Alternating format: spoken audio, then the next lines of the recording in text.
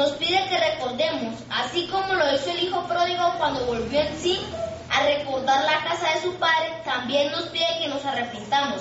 Arrepentíos y bautícense en cada uno de vosotros. Y el hijo pródigo también dijo, me levantaré e iré a mi padre.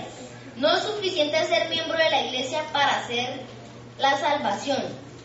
El Señor nos pide más que eso, nos pide que le amemos de todo corazón. Y si le amamos de todo corazón, comeremos del árbol de la vida que está en medio del huerto. Pidámosle a Dios para que todas estas cosas se hagan realidad en nuestras vidas. Iglesia de Esmirna.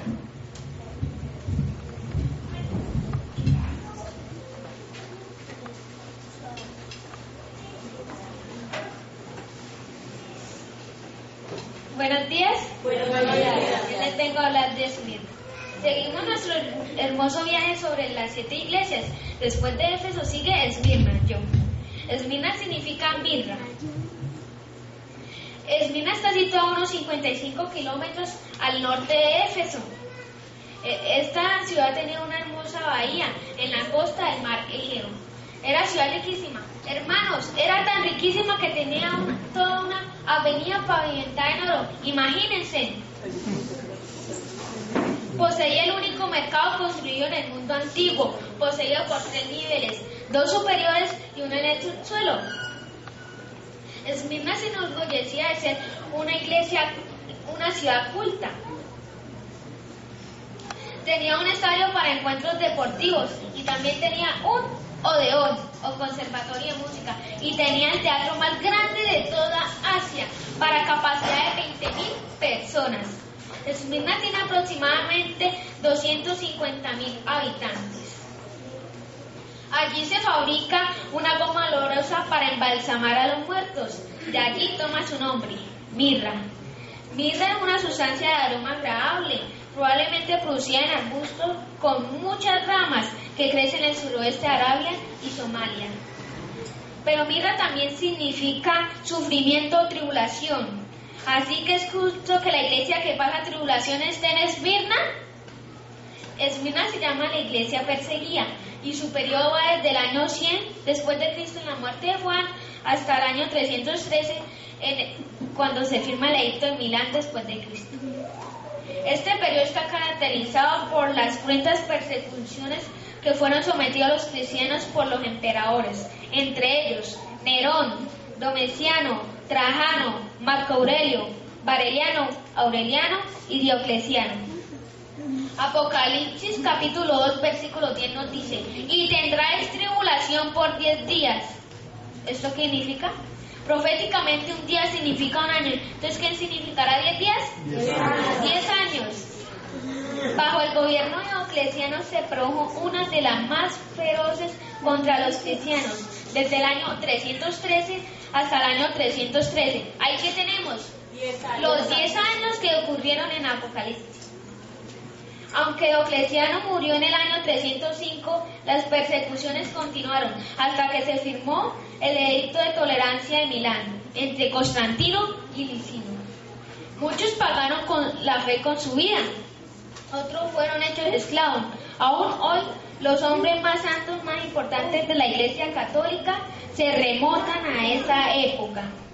Esmirna está representada por el periodo de horrendas persecuciones del Imperio Romano contra los cristianos, y las cuales fueron quemados vivos, decapitados y entregados a las fieras, etc. Por esa razón Cristo se describe como el Alfa y el Omega, el primero y el último, el que estuvo muerto y vivió. Ser cristiano en esa época no significaba bendición material. Los cristianos de esa época venían desde clases más bajas. Menudo ejemplo el de esos cristianos en una de las ciudades más ricas del mundo conocido. Y el mensaje es: mantente fiel hasta la muerte y yo te daré la corona a la vida, y el vencedor no sufrirá daño en la segunda muerte.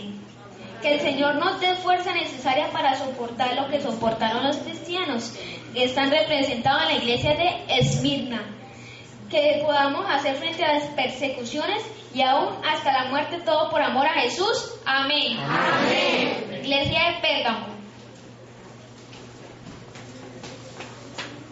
Pérgamo.